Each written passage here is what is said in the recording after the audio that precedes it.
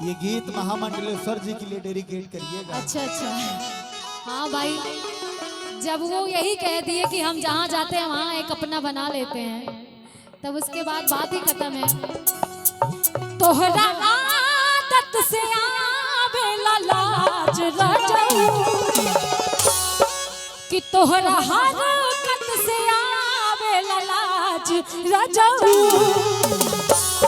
उड़न बाज रजऊ, छान छान बदले, छान छान बदले तोहरो मिजाज रजऊ, उड़न बाज रजऊ, धोखेबाज रजऊ, छान छान बदले तोहरो मिजाज रजऊ, उड़न बाज रजऊ, धोखेबाज रजऊ।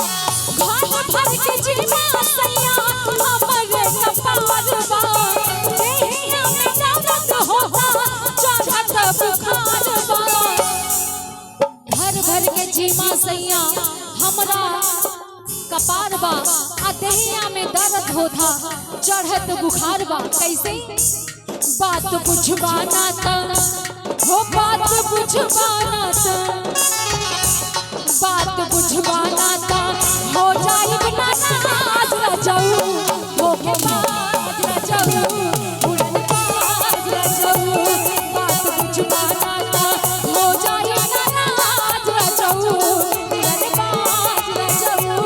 धोखेबाज रजऊ।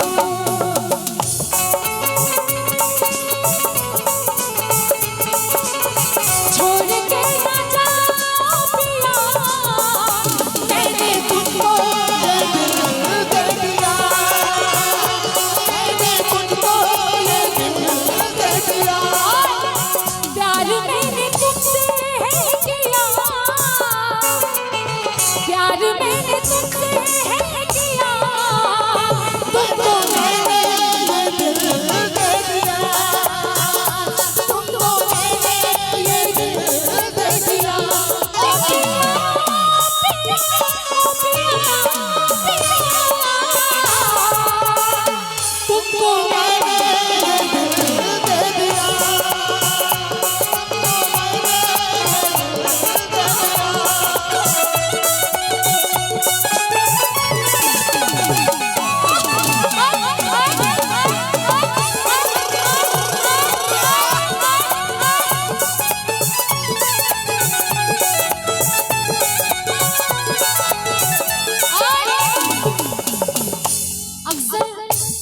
अक्सर देखल जाला, भैया थोड़ा सा मीठा मीठा बजाइएगा। हाँ, अक्सर देखल जाला सास और पतोह में पटेला ना बड़ा झगड़ा होला। आ ए लाइन में कुछ ऐसा ही लिखल गइल बा, आ कहल जाला सासू से लहरा लागे हो बाबे कांड हो,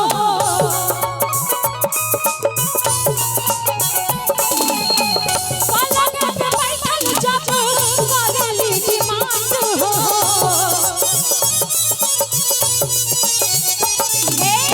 सासू से लहरा लागे हो बाबे कांड हो, खटिया पे बैठ के रोज करेली डिमांड हो, केहू आवत नहीं के आदत से बाज रजऊ, ऐसे ही जी कि केहू आवत नहीं के आदत से बाज रजऊ, उड़न बाज रजऊ, धोखेबाज रजऊ, अछने छान बदले, अछने छान बदले तोहरो मिजाज रजऊ, धोखेबाज रजऊ।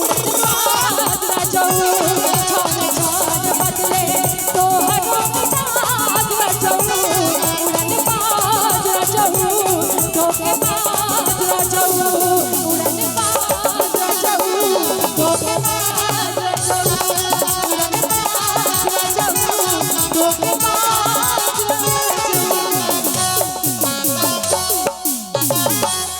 और इस क्षेत्र के शान हमारे आदरणीय बड़े भैया